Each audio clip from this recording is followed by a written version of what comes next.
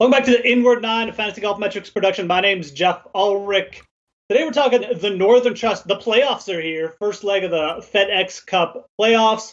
Do a little Wyndham Championship recap. We're getting towards the end of the season. It's obviously a long golf season, but we got four really exciting events, quite frankly. Really good DFS events, too. Actually, still a lot of big contests up, especially on DraftKings. So this is a good stretch run for daily fantasy golf, quite frankly. And joining me, as always, Stephen Richter from fantasygolfmetrics.com. Do check out the site.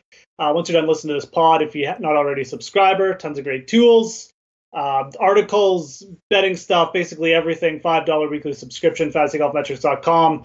Steve, you catch any of Sned's, I guess it was a wire-to-wire win, wasn't it? Yeah, technically wire to wire after that 59 on Thursday, which is pretty awesome. Yeah. It's always cool to see. I always like to see when you have a 59, and you don't see too many of them, but when they birdie the last hole, like I think of that as so much pressure. I mean, it's got to be as much pressure as almost winning a major or in a Ryder Cup or anything like that. Like most of these players know where they're at when it comes to that point, and to have to birdie a hole to shoot 59 to really make history, I like seeing that. It's really cool, especially because he started with a bogey to start. Yeah, I mean, starting with the bogey to start, then shooting 59 is pretty insane.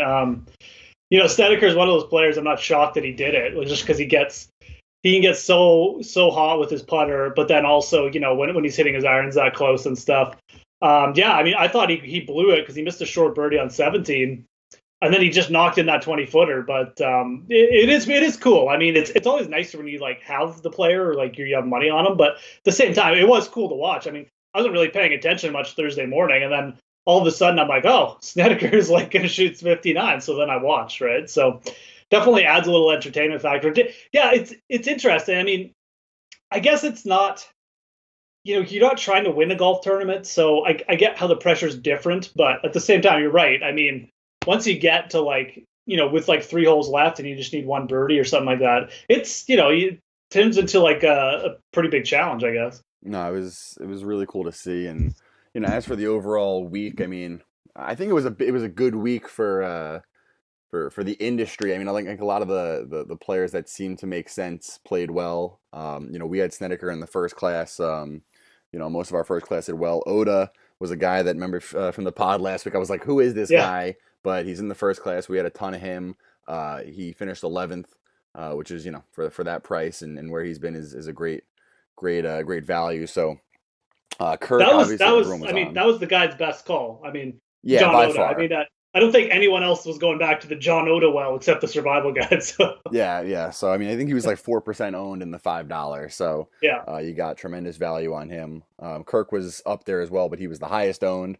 But I'd say he paid based on his price at 7,500. So good week overall.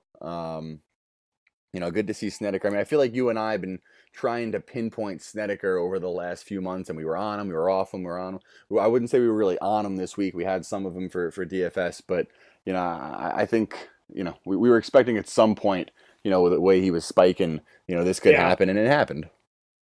Yeah, I mean, part of me is not shocked, but another part of me is this guy's been so inconsistent at times this year that it's a little bit annoying to see him spike like that, because I feel like there's other players who legitimately were playing better than him, but at the same time, he obviously figured something out. He talked about mental side, just getting out of his own way, and I mean, look, Brandt Snedeker is a really good player, and he's getting a little bit older, so I think some people, maybe even like myself, were just he maybe just not going to be at that level anymore. But he obviously proved that he still has that game. So you're right. We tried to hit him a couple times, mainly at longer odds. He was a guy I was always taking a look at this year, but I didn't touch him betting wise last week at 28-1. Again, I just don't bet people at that short odds who are inconsistent. I don't even really feel bad about it. I'm good on him shooting 59 and winning, but I don't feel bad about skipping out on Snedeker last week. Good for the people who took a chance on him. Obviously the course fit was there. Nothing against that play at all. I mean, there's various reasons you could have bet him or whatever, but it's just one of those weeks where everything was solid. I missed out on basically all my top fives betting, and that was it. Pretty much it. Go on to the Northern Trust. Yeah, it's playoff time, and we were just talking before we came on. Really exciting fields. I mean, I saw, 8 of the top 10 in the world, 17 of the top 20, 71 of the top 100. I mean, this is borderline, major. I mean, this is one step below. This is, if when we look at the the field strengths, and we actually calculate them every week. Basically the four majors and the players are at one level, and these playoff events are generally just a step below. And it's only because there's less people. I mean, if there were more Yeah. players, you'd be able to rate it a bit stronger because of the quality. But a lot of people are showing up. Originally I believe Tiger wasn't supposed to show up, but I'm excited he's going to be playing. He played at this course a couple years back, finished 12th, so there's a little bit of history there for those that are excited and want to talk about him. Of course, I talk about Tiger before Brooks. I'm sure as everyone else in the industry does because he moves the needle. But I'm excited for this week for a couple reasons. The start of the playoffs. It's local for me. I don't think I'm going to be able to get out there, but I've played the course, so a couple notes, couple of things to talk about at Ridgewood. Just excited to kind of get this last little run up. Well, why don't you give us the course notes? Because I mean, I always like it when we get some local knowledge. I mean, it sounds to me like it's a little bit longer, but it's also a little bit more. I don't want to say accuracy driven, but it's going to be a little bit punishing to those who get offline. Well, here's the thing. Yes, they have an old school kind of technique to the course. They don't Yeah. do a graduated rough. Okay. Basically, it's fairway, and then First cut. there's no first cut. It's just the rough. Okay. Yeah. So It's it's just like yeah. 2-3 inches if you're just off. So the fairways aren't that narrow. If we did our key stats analysis. Driving distance is actually what is shown Hmm. to kind of be what matters here. I would say that that's true. I mean, it's not that it's so long, but I can see that you can overpower the course. I mean, when I played, on the holes, if I had the driver going well, you really put yourself in position to score. Hmm. But if you were off though, it was tough. So it kind of goes back to the conversation of like a U.S. Open style course where the guys that are powerful and controlling the drive are like Right. that's who you're looking for. I mean, so like a Brooks Koepka, like a DJ, like a Rory when they're on, those are the kind of guys that go. I mean, Jason Day, you look at his record at this course, Hmm. really, really, really strong. A guy like that can overpower it just by driving like crazy. That's who you're going to see. I'm not saying that long hitters like Bubba who might get offline, JB Holmes, guys like that. You're really taking a chance there. They'd have to kind of just be hot with the accuracy. So that's why you see the premier players in this event at this course, generally faring well for the week. And the greens are like POA bentgrass mix. Is that right? Yeah, it's a bent grass with some POA on there. They can be tricky. Um, when I played, it wasn't like lightning fast. It was kind of just normal like members. They didn't have Yeah. it too crazy, but um, I mean, listen, the course is beautiful. It's a Tillinghast design, par 71, 7,300 yards. The scores, the average score for the winner has been about 11 under. So, you can score here, but it's not it's not too easy, not too difficult. It's just a beautiful kind of classic course that um, probably was more difficult when people weren't hitting the ball 350. I would Yeah. say, that's one of the things I would definitely argue with this course. Yeah. I mean, I have good memories back from 2014. I know this was Hunter Mahan's last win. Yeah, and he was, I mean, just looking back on the stats from that week, too. I mean, he was second strokes gained tee to green. He was like top 15 that week in approaches and off the tee. So, I mean, it kind of screams ball strikers, but at the same time, like you mentioned, I think the guys off the tee, if they're really pummeling it and hitting it straight, they'll probably have a pretty big advantage. So at the same time, I mean, you obviously have to hit greens too. So I think it's from what I remember from 2014, just from looking at it sounds like a really good course. I mean, the fact it sets up as more of like a U.S. Open venue, to me, I mean, it's interesting because we do have like Matt Kuchar won here back in Hmm. 2010. So I mean, I guess you don't have to be a bomber, but at the same time, like what you were saying about the course, I mean, Dustin Johnson, Brooks Koepka, and Justin Thomas. I mean, wouldn't be shocked if one of those guys just ran away with it this week, would you? No, that's the thing. I mean, when we look at the key stats, we're running the regression off of finish position in a lot of the statistical categories. So it doesn't necessarily mean that the winner. I mean, listen, it's just a smaller sample size with only 3 events. But if you look at the guys that have played well, I mean, if we just sort on the survival guide by history rank, guys up there, Jason Day. I mean, Bubba actually has a strong history here. The form is kind of iffy, but he's seventh in course history. Matsuyama's 11th. Schwartzel. these are guys that can move it out there. I mean, even Yeah. Sink to an extent. I mean, I know he's a little older now, but DJ, Gary Woodland, Tiger Woods up there with the one event that he's played. A lot of these guys that can get it out there, have played well and have what we consider a better history on the course. But yeah, I mean, listen, Paul Casey, he's played here 3 times, average finish at 13.7, not necessarily a bomber, but just a quality player. I mean, Jason Day is who we have first ranked overall based on his 3 starts here, a couple close calls. It's just, yeah, I mean, if you look at the history, again, you're going to see the top of the cream of the crop playing well here because they were in the first place because it's the FedEx Cup playoffs. But at the same time, I think this course itself lends itself to a strong champion. Yeah, no, for sure. So I mean, let's get into like DraftKings pricing and just strategy and just talking about the players and stuff like that. I mean, Brooks Koepka's off his 2 majors. He finished, I think he was T19 at the Travelers, and he was like T30 something at the RBC. Actually missed the cut at the RBC Canadian Open. Excuse me. So that's after the last 2 major championships. Are you like? I mean, if you had to make the decision, because I think most people are going to be, should I just pay down for Brooks? Should I pay up for like JT? Or probably most people are just going to go Dustin Johnson. You got to lean either way. I mean, I don't really have one at this point, to be honest. I don't know what your feelings are. Well, here's the thing. I mean, we have Brooks ranked 6th overall, so he's in our first class. He's up there with everyone else. I don't think, this week, I don't feel compelled to pay up to DJ. Right. I did, obviously, you and I both did at the PGA.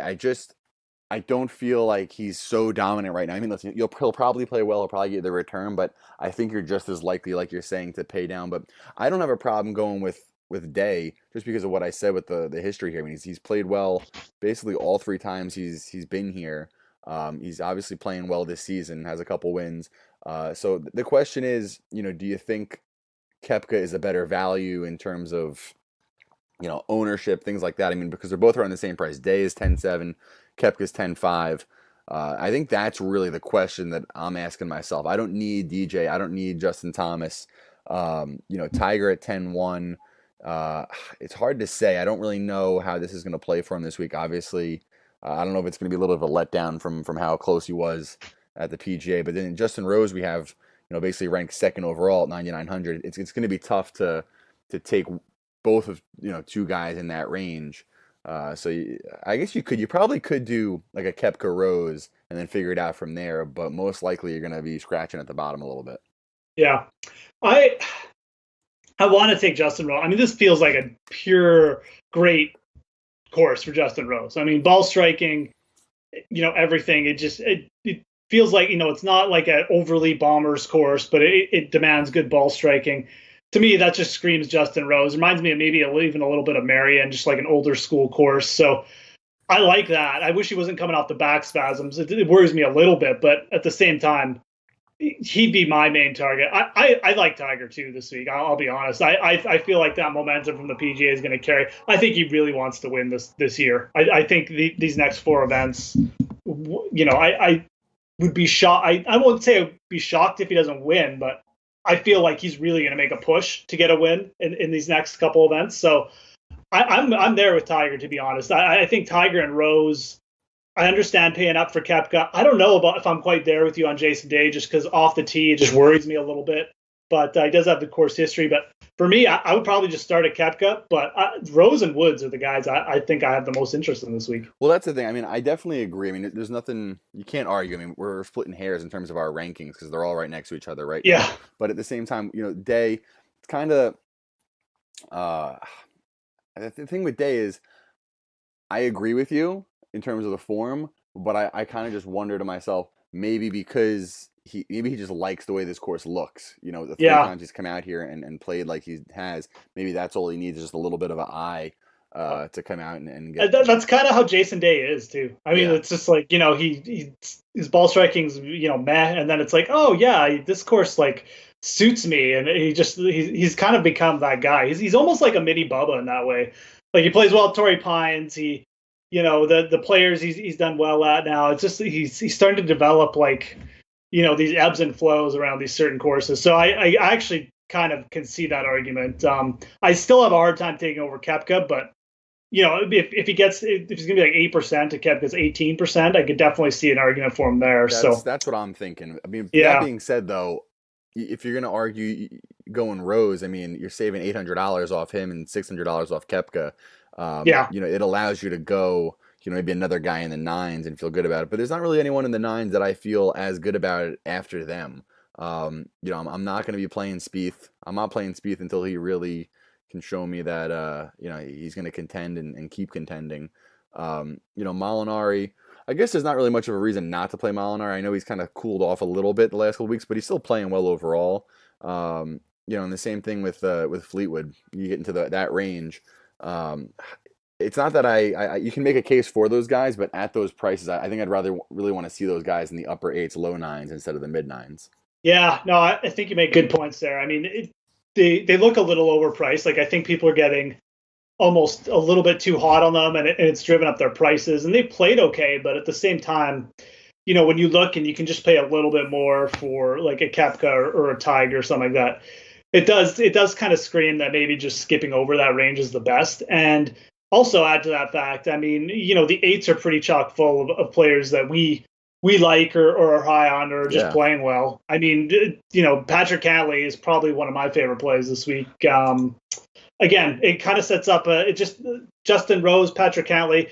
They're just good ball strikers throughout the bag. You don't have to worry about off the tee approaches. Cantlay's around the green game probably isn't as clean as Justin Rose is now, but I do find them as comparable players. And 8,600 for him, I like this course for a guy like Patrick Cantlay. So I think some people are getting some Matsuyama love. I'm not quite sold on it just because he top 10 in like a weak field event last week. I'd go Cantlay. Well, that's the thing with Matsuyama. I mean, Matsuyama played like Matsuyama last week. He hit it well and didn't putt, which was he hadn't. I guess that's encouraging. Yeah, that's the thing. So, but I'd agree though. I feel like it's kind of false. Like, listen, he did what he normally does, but I don't know. Maybe he found something, but like he went back to putting poorly. Like you can't just putt well for 3 straight weeks and then reverse it. Like that kind of worries me. But at the same time, you're right. It could be a progressive trend. But I'm with you on Cantlay. I think we've been on him for I think most of the majors. We've been interested in him, and there's been a lot of conversation. Even you and I have had it. Like I don't know if he's going to be able to get it done. He hasn't, but he has played well. Maybe this is one of the stepping stones. He has won on tour. Maybe he wins a FedEx Cup event. And this is kind of, one of the things that springboards him into next year to compete in one of the majors. That's kind of my logic too. I mean, like the majors, I just saw it as too big a stepping, like he doesn't quite have the Brooks Koepka like all world game, but he's very solid. Like I said, he's Justin Rose, the guy who I could see just climbing the ladder eventually, getting his game to so sharp at some point that he's going to compete in majors. But I just don't think he's quite there yet. But is he in play for these FedEx Cup events? Yeah, absolutely. I mean, he's had a good year. Like he's probably learned a lot too, and he's coming off a pretty good week. So I absolutely think like 100%. That's the way I'm approaching Patrick Cantlay this week too. Is there anyone else in the 8K range you feel strongly about, or the rest kind of like, if you just kind of going by the data with the rest of them, or well, in the eights, Hatton. We were on him at the PGA, finished 10th at 8,100. He's still in the upper second class for us. I mean, basically in the top 15 overall. He's a guy I don't mind at that price. I mean, 4 straight cuts, all in big time events for the most part. I mean, Casey unfortunately still ranks high. I'm not going to get suckered into that. I mean, he kind of cost us a bit at the PGA. We had a big chunk of him, and he laid an egg. But that was ugly. Yeah, I mean, Cantlay, I'm there with you. For now, not really sure. Kind of the same argument in terms of that price keeps creeping up. But that being said, I mean, I guess he has earned it. I mean, 6 straight cuts made. Average finish of 20.7. We have him ranked 10th in form, 9th in secret stat. He's 30th in the world overall. He's kind of, I guess, earned that. ZJ obviously having a really nice bounce back year. 8,700 is probably a bit much. I bet the ZJ ownership, I can play that angle. I don't love him more than anyone else in this range, and it's really hard to talk 8,700. But if you go ZJ this week, I mean, you got to think he's 5% or less owned, no? Yeah, absolutely. Especially because we're already talking about Cantlay. I think people are definitely going to get on Matsuyama, and then if Finau, who's always popular, is there too. I think 5% Zach Johnson might be like the best GPP player of the week, to be honest, because there's really nothing he's doing poorly. I mean, And it's still a classic setup, right? Like it's not. I know it's a bit longer, and you did talk about length is good, but it's not necessarily like the be all end all at this course either, right? no. Well, in 2014 and 2011, he finished 22nd and 21st. So I mean, he hasn't Exactly. finished in the top 20 here. But I think if he can sneak into the top 20 at 4%, you get your money back on 8,700 Yeah, easily. and he could. I feel like the way he's playing could easily sneak into the top 10, which at that point you might be looking at like he beats all the people in his range. So no, I'm there with you on Zach as a GPP play. Callie'd probably be the top person in that range. I'm probably fine fading Adam Scott and just if people want to chase that spike, that's fine. But I'm not. I'm never really sold on Adam Scott with any consistency right now. I guess. I mean, the ball striking was obviously there, but it was kind of like an interesting set of circumstances with the softer course and he putted well. I just don't know if that putting is going to carry over. Basically, that's the main thing. I mean, Yep. so I'm trying to think. I Yeah, mean, no one else here yeah, really. no, I mean, I think pretty much. I don't really have too much other interest. Kuchar is a no for me. Reed right now is pretty much a no. I would probably just. I mean, the next player I'd consider, I'd just go down to like Rafa, who we have ranked pretty high. I mean, yeah, you figure he's gone 11th, 10th, 17th his last three starts. One of those a major, one of those a WGC. Last week, he kind of started slow and then finished really, really strong, which is Yeah, which I love seeing. Anytime you have one of these he's guys done that. I mean, he's shot 64 on Sunday in his last two events. Yep. So it's kind of interesting. He's been a little bit all over the map. Like he putted well in spurts last week, but he was pretty consistent off the tee. So, his ball. But at the same time, like 3 weeks late before that, I think his ball striking was like really good. So he's been a little bit all over the place. I guess the main thing is, I mean, Ralph was a pretty good all around player. So I think 7,900, considering the form he's in, I think that's fine. He's making a push for the Ryder Cup too. So maybe it's possible he pulls like a Leishman did last year and just gets Hodger in the playoffs. Yep. And then there's two guys I really want to get into right under them. One of them I know you like already. Another one, really burning us at the PGA. They're the same price. You got Gary Woodland and Louis Oosthuizen. And Yeah, I want to talk about both of them because at those prices, I mean, listen, if you didn't know that Oosthuizen withdrew and you were just looking at the data, you'd be just as excited for him to play as we were at the PGA.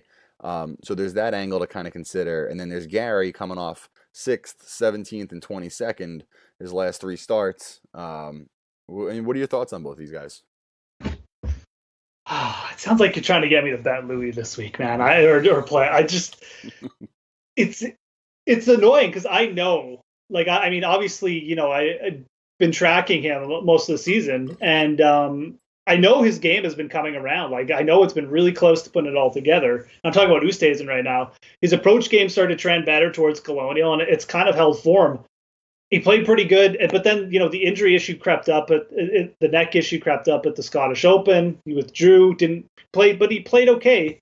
The next 2 weeks, he was actually up near the lead at the WGC. So, the PGA withdrawal was just so weird because he was practicing the day before, and then he just pulls out.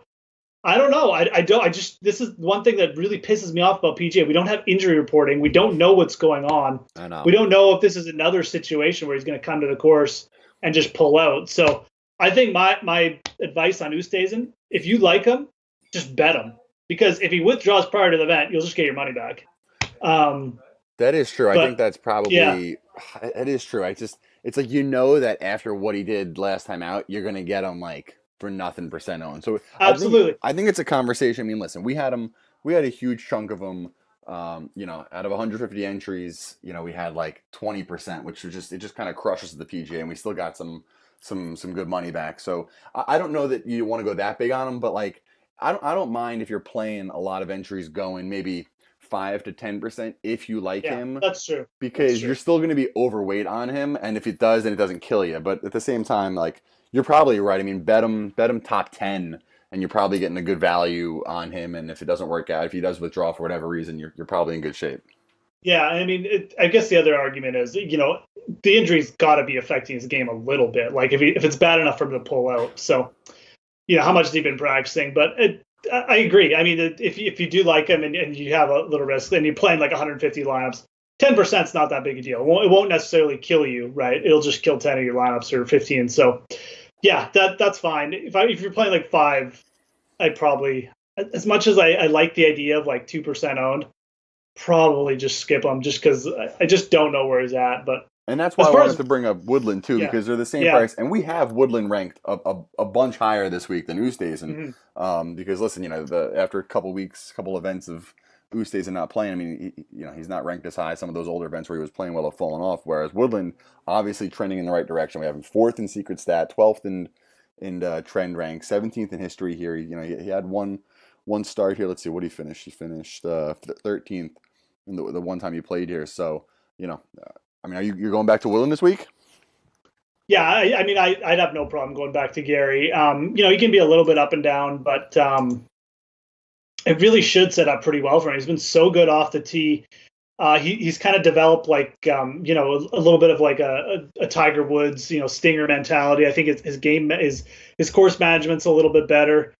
He's still Gary Woodland. He's still, can make mistakes around the green like he did the PGA. But I just like the bounce back he showed at the PGA. I mean, I feel like he's another player who could be ready to take a step up with like a playoff victory. So I'm all over that this week. He's probably going to be really popular. That's fine. There's definitely swerve plays he can make. Xander's right above him. I do like Ryan Moore coming off last week. I mean, I don't think this is a horrible setup for him. At least, at the very least, with Ryan Moore, he's going to hit fairways and greens. Which, again, I go back to Hunter Mahan in 2014. That's all he did. I mean, he just hit like a ton of fairways, a ton of greens that week. So, Ryan Moore at the same time, probably, if you want to get off Woodland, you probably get lower ownership on Moore.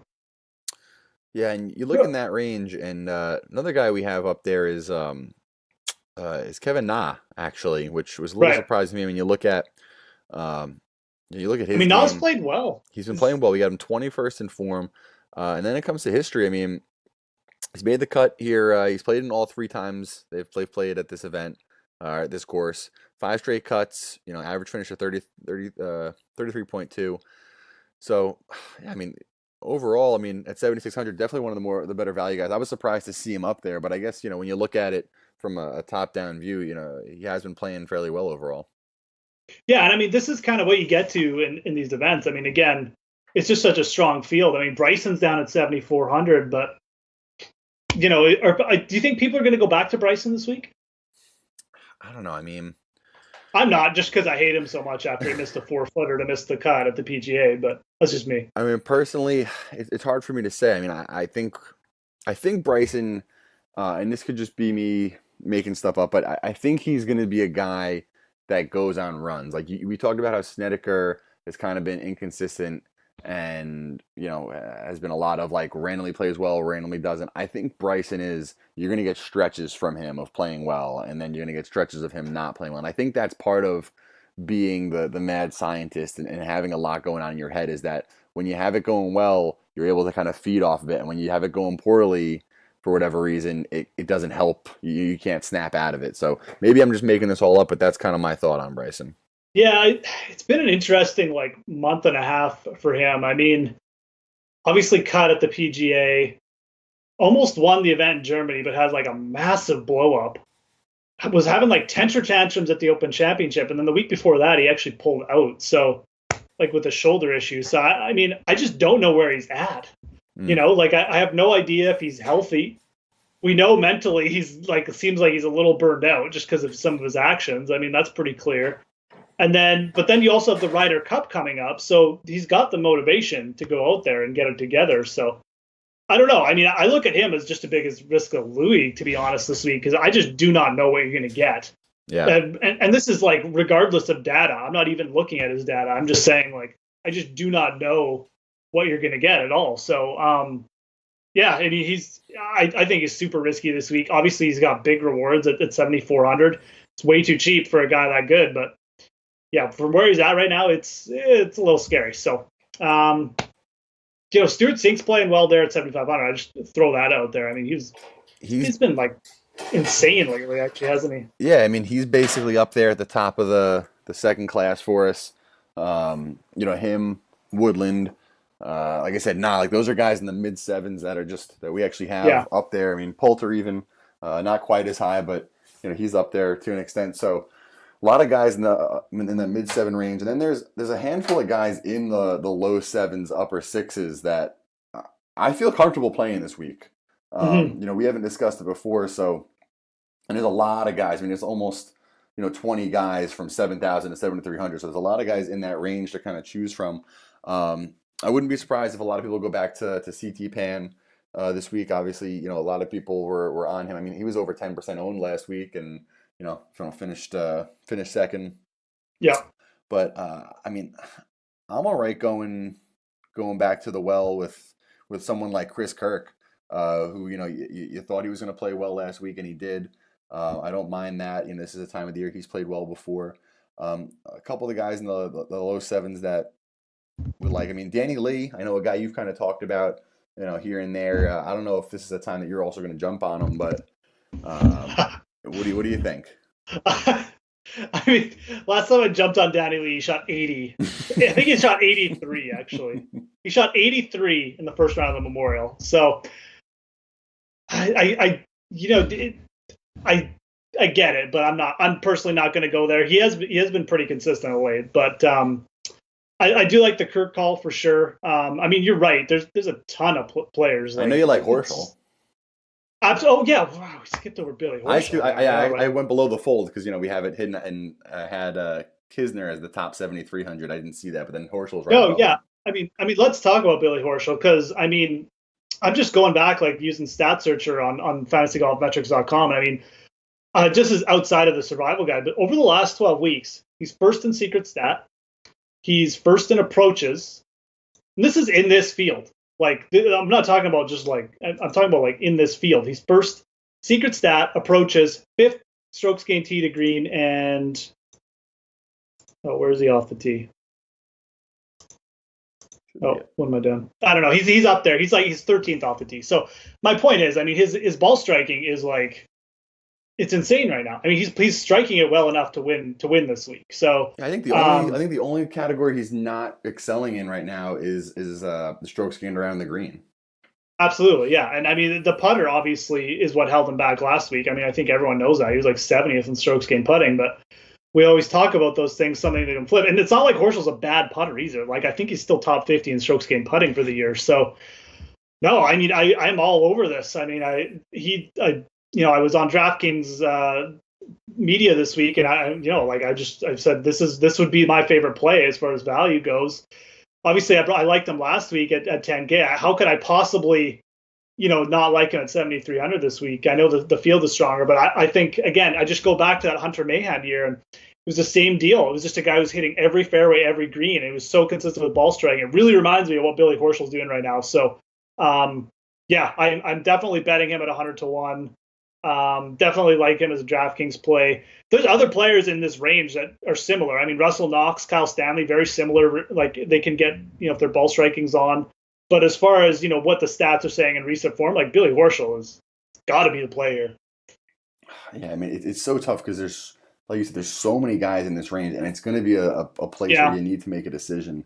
And there's no one I can get that excited about. So it's hard. Usually we have one or two guys popping for us in this range that we can say definitely this is the guy to go with. But we don't have anyone in the first class, in the low sevens, upper sixes, like Oda last week, like like Kirk at 7,500, guys like that. So you really got to dig deep and find some conviction there. Yeah. And look, the argument against Billy Horschel is if he does get 12, 15% owned. Like I said, Luke List is a comparable player. All these players are just as comparable as far as talent-wise as Horschel. So, going with one of them over him is an insane. I'm just saying, I'm not going to ignore what I'm seeing with Billy Horschel. I'm in on him again. So. Yeah, no, we have him, as one of the higher end guys in that range.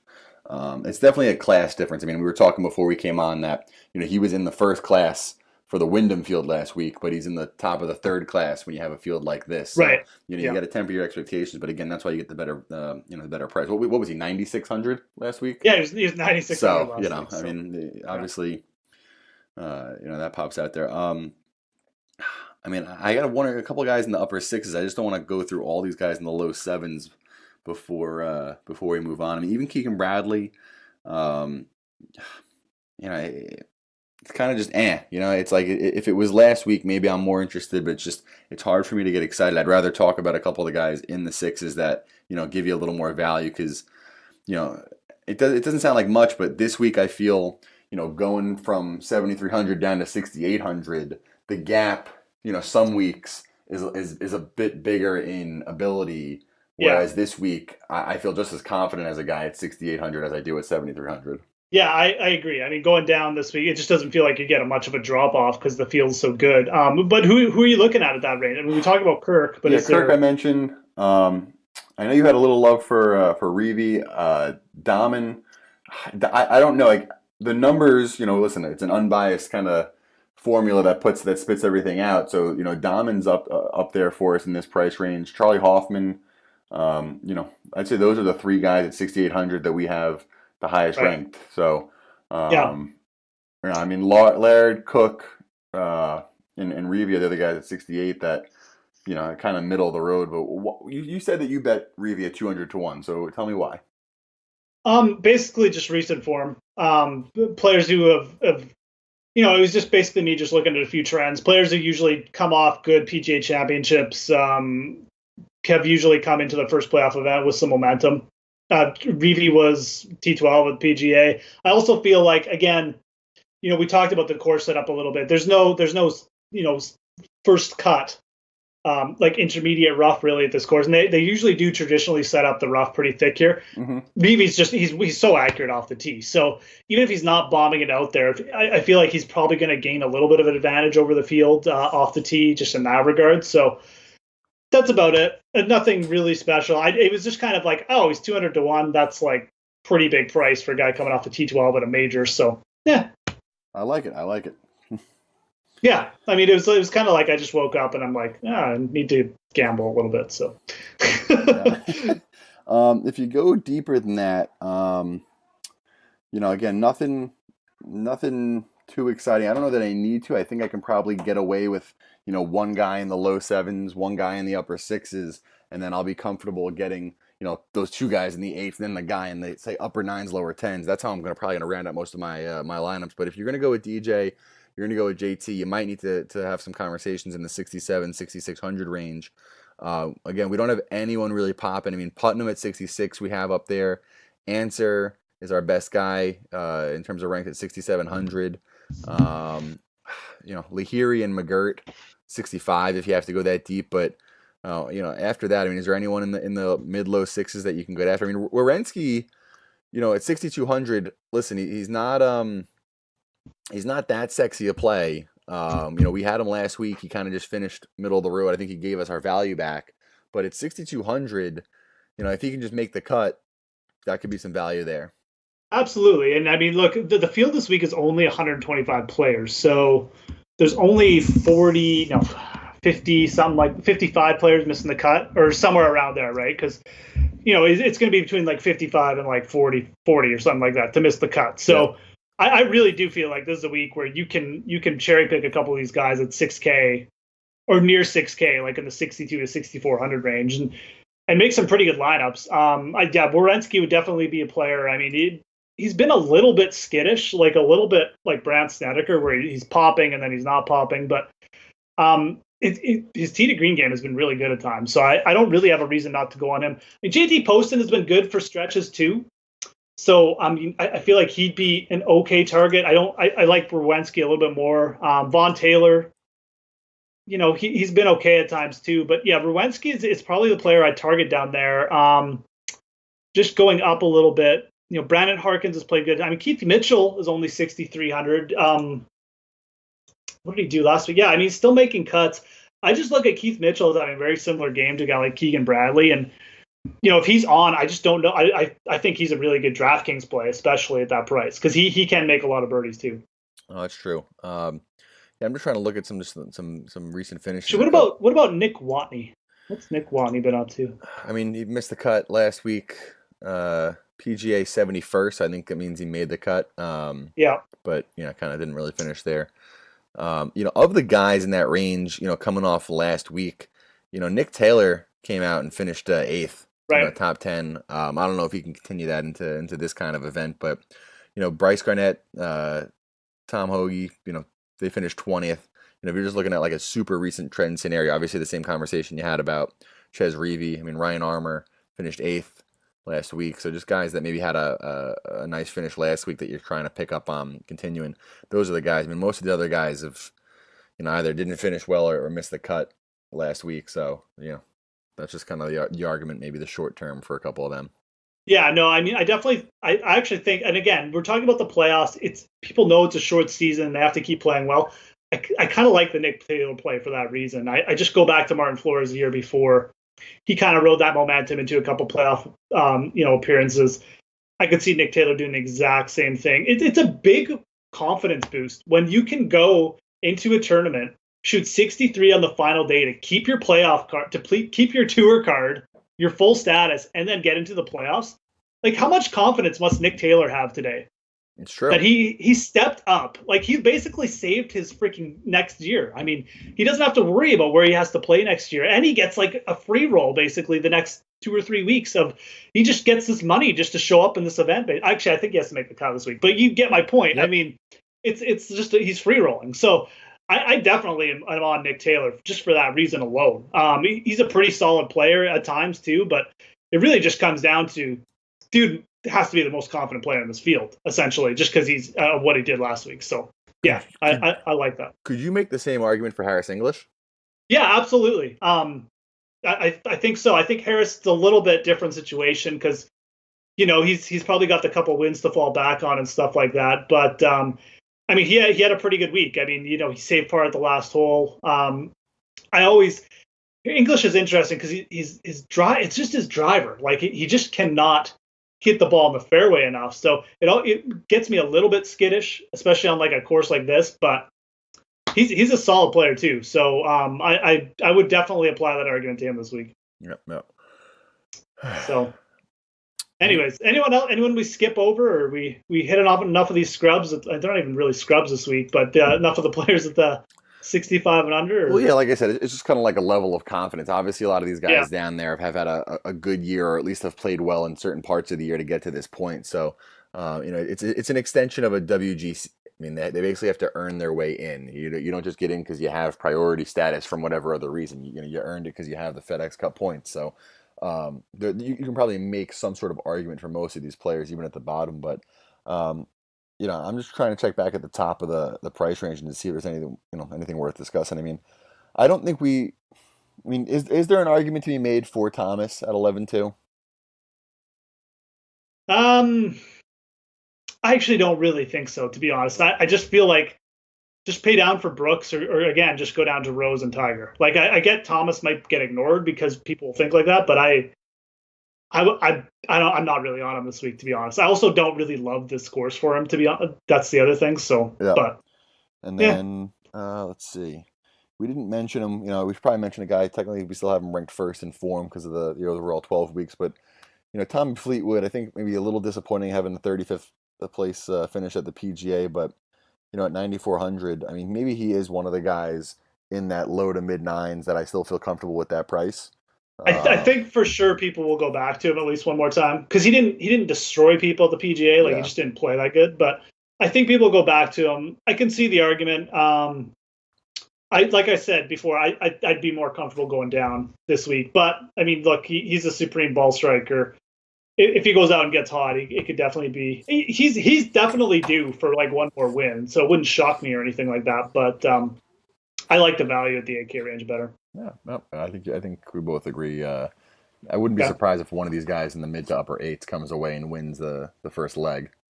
Yeah, like someone who just steps up their game a little. Like maybe like when Ricky won in 2015, or Leishman last year is actually a perfect example of that. A guy just taking a little bit of step up in class with the win, or Horschel back in 2014 actually. So Yep. Actually, why don't we do this? Why don't we talk about like just the future? Who do you think's going to win? Like who do you think's going to win the jackpot? Like the 10 mil this year? Well, listen, I mean, it's interesting because you can go and say, well, it's going to be one of these guys like Thomas or Spieth or guys that are just kind of having a big year. I Mm-hmm. mean, it probably wouldn't surprise me if a guy like Kepka said, you know what, it's not a major, but I can get up for this mentally the way I haven't, or at least the way I've said I kind of just don't care about the regular events. Maybe he doesn't care. Maybe that's kind of looking too much into everyone talking about if he feels disrespected. But if he goes out, he's obviously in a position FedEx Cup points wise to win one of these events and be in the top five come the last week. But it's really hard to say. I mean, I think it really is going to depend on what a lot of these guys do this first week. I mean, you have all of them in it this week. A lot of guys have played well. I mean, Day's got a couple wins. Even Bubba, has a chance if he can win an event or play really Yeah, well it's true. Yeah. to get in there. It's hard for me to project. I want to say after this week I'd feel more confident. So next week we'll definitely dig a little deeper into it as it gets Yeah. tighter. Yeah, it's probably true. Probably a um, better conversation for next week, but but I'm just looking. I look. I mean, I'll give you my. Yeah. I think Brooks is going to win. So there you go. So I stole that. I'm on the same page. I think Tiger's going to make a run though. Like I said, I would not be shocked at all if Tiger wins this week. I mean, I might as well just get to the picks. He's my pick to win. So I'll go out on that horse too. But as far as FedEx Cup champ, I think Brooks still coming off the disrespect of Tiger getting more press. Also, he's up to number 2 in the world, so he takes the FedEx Cup home. He's probably finishing the year as number 1. So that's true. I mean, but let's talk about the whole Tiger pick. More so than that is interesting to think about him as winning the FedEx Cup. I mean, listen, it's all about the majors for him. We know that, but at the same time, I mean, he goes out there and he wins one of these events and then goes and wins, say, at East Lake. East Lake, yeah. I mean, that's That'd exciting. Be impressive. That's really exciting. It's I really feel like Tiger's winning one of these 4 events. Like I really, really feel like he's going to win one of these. So we'll see. Maybe it's all going to be saved for 2019. But I feel like he really wants to get one before the year ends. So I'm gonna go with Rose for my pick. This week, yeah. No, like I said, I mean this course, I think it sets up just exactly how you'd like for Justin Rose. So it just wouldn't shock me. Again, the only thing that scares me there is the back issue. But yeah, no, I mean, I like that pick. Like I said, Justin Rose, guy I like for DraftKings. But yeah, definitely check out the site, guys, fantasygolfmetrics.com. Again, we got stuff going on through the playoffs.